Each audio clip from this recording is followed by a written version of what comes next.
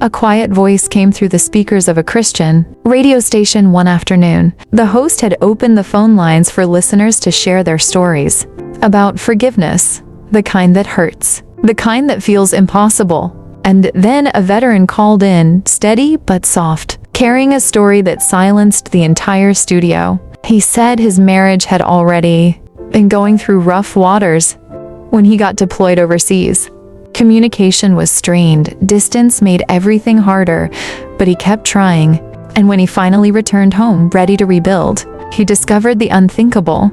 His wife had been unfaithful with a man from their own church. The betrayal cut deep. He described it as a bitter pill he could barely swallow.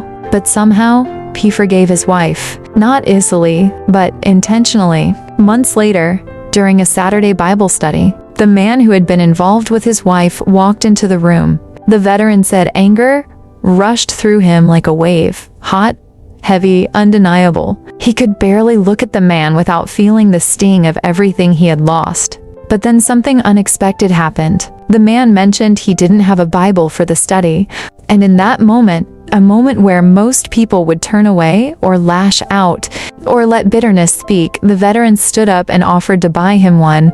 They walked together to the church bookstore. He picked out a Bible, took it to the counter, and swiped his card. He said the moment the payment went through, something broke loose inside him.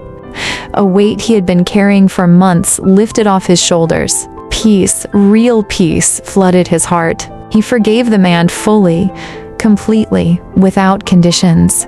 They're not friends, he said. They don't talk.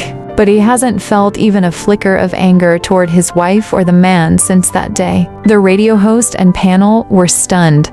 They admitted they wouldn't have been able to forgive that easily. I'd probably punch the guy in the face, one of them said.